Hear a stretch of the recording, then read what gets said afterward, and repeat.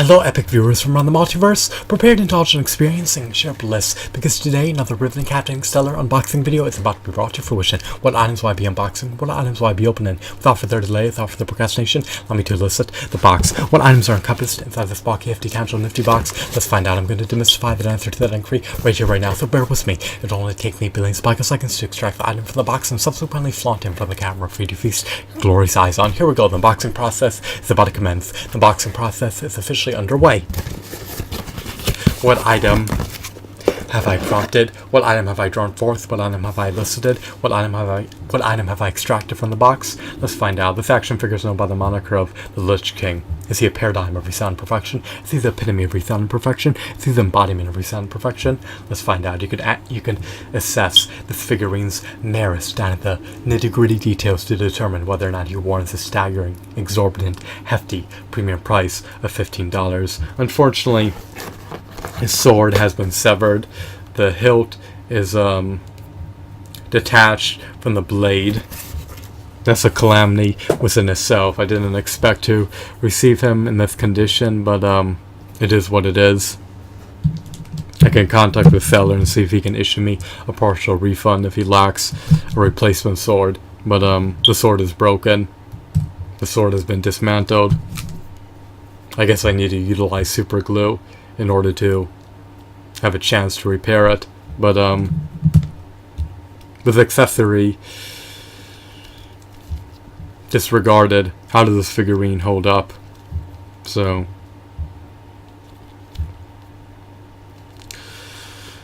fortunately, to my dismay,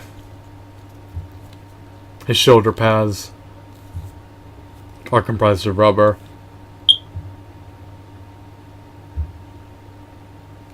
Why is this a salient issue, you may ask? Well, it just doesn't look as epic or as profound or as intimidating as plastic, robust shoulder pads would have looked. So I prefer if the shoulder pads were comprised of plastic as opposed to rubber, but it's not too much of a big deal.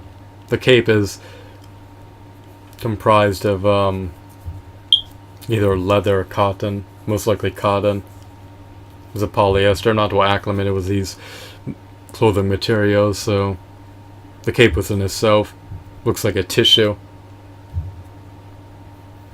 It's probably either comprised of leather or cotton. I'm not sure. I don't know how to distinguish the materials apart just by feeling them. That's not my forte. But so he has rubber shoulder pads, a cloth cape, and a broken sword. What else? His helmet cannot be removed. His elbows are not double jointed, nor are his knees. His diaphragm joint does not have much latitude for articulation. He can swivel at the waist, that's a positive. He can rotate his head, but is encumbered by his shoulder pads. He lacks a modicum of finger joint articulation. He's devoid of any finger joint articulation. His forearm guards are comprised of rubber, so he utilizes rubber and cloth. He's not really burly. He's not really hefty. He's not really bulky. I thought that he'd be bulkier. I thought that he'd be heftier. I thought that all of his attire would be comprised of plastic as opposed to rubber or cloth. But it's not the end of the world, I suppose. I do love his appearance. It emulates the Lich King's appearance in the World of Warcraft video game. I just would have preferred if he was comprised of more plastic. I would have preferred if he was spruced up and bulkier and a bit sturdier. I would have preferred if he had more points of articulation. The elbows nor the knees are double jointed. On the positive side, he can rotate his sides and his calves. He can rotate his forearms. He has a forearm swivel. He can't rotate the biceps, so his articulation is finite, but it's not the end of the world. He truly embodies the Lich King, and that's all that really matters. He's a part of the Heroes of Storm's action figure line. He's second iteration of the Lich King. I think that there was a Lich King, a part of the World of Warcraft action figure line that was released in the early 21st century. This Heroes of the Storm version is more flexible and is more affordable and is less bulkier. The other one is more preposed and has less points of articulation. So this is a definitive version if you're looking to obtain a stellar, high quality version of the Lich King without breaking the bank. The other version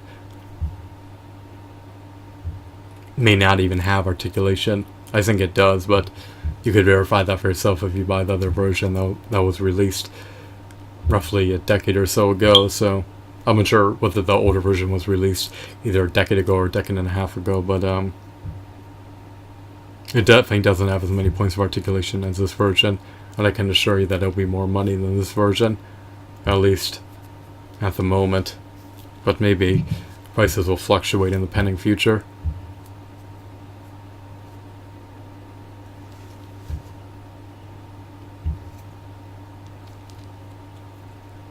Since the sword is dismantled, it compromises the intrinsic value of the figure. I love the figurine's aesthetics, I love his hues, I love his shadings. His armor looks a bit gritty, to say the least. He looks like he's sadistic, he looks like he's evil and malicious and menacing and intimidating and deceptive and corrupt, but I guess it truly is befitting for the character. I guess his attire and his wardrobe and his armor and his cosmetics truly befit him and suit him and seem appropriate for him. So it's nice that he looks like the Lich King and doesn't seem shoddy. So nearly everything with this figurine is impeccable, with the exception of the broken sword, the rubber guards, the cloth cape, and the lack of bulkiness and the limited articulation. Other than that, I can't really complain. But for $15, I'm discontent with my purchase and decision since the sword is severed. If the sword wasn't severed, then I would have been buoyant, jubilant, and gratified. But with the severed sword, I'm going to try to obtain a partial refund. But if it's not possible, maybe I'll return him and buy another one for $15 or so. So he came bundled with Illidan Storm Rage, and here are the two side by side. They're I was about to say they're brethrens, but I don't know that for sure. So I'm just making arbitrary assumptions. I think they're both evil, but maybe they're not associated with one another, or maybe they have an allegiance with one another. Who the shell knows? Here's his sword, his infamous. This is his infamous blade.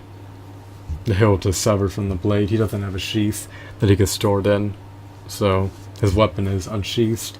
But it's not too much of a big deal. I just would have preferred if he had more plastic and less cloth and less rubber. But if it plunges the price and allows NECA to sell him for a more reasonable price, then I'm all for using rubber and cloth to displace plastic, as long as it's more affordable on my behalf.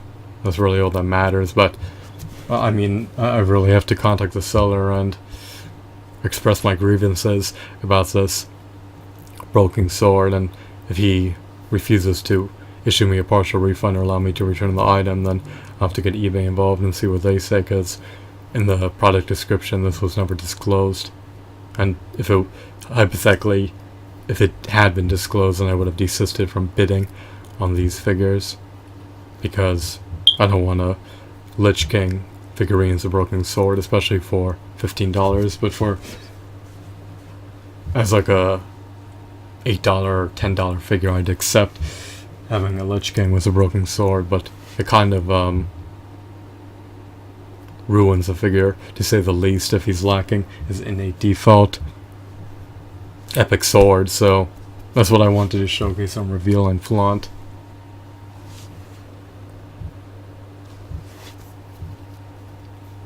You described the Lich King vicariously through my camera lens, and now you know what he truly looks like if you've never seen him before. In action figure form, this hunk of plastic is meritorious, but he's not worth $15 with a severed sword. But if his sword is intact and hasn't had his integrity compromised, then it is worth $15, especially if you're an avid devout World of Warcraft fan. But it's all contingent on your niche interest, so implement decisions based on your own volition. Don't be persuaded nor dissuaded by anyone to do anything. So decide for yourself whether or not you want to buy him. He's a part of Wave 2 of the Heroes of Storm action figure line, so not an abysmal figurine, but he could use some improvements. But I wouldn't recommend improvements if they cost... I wouldn't recommend improvements if they impel NECA to double the prices or increase them by 50%. It's not worth the trade-off. I would just prefer if everything was comprised of plastic, or mostly everything. But it's not worth the trade-off if it causes them to raise their retail prices by 25% or 50% or 100%. I'll just stick with the rubber and cloth components, with mostly plastic body parts. So, as a totality, this figurine is mostly plastic. Sure, he has some rubber and cloth components, but it's not enough of a deterrent to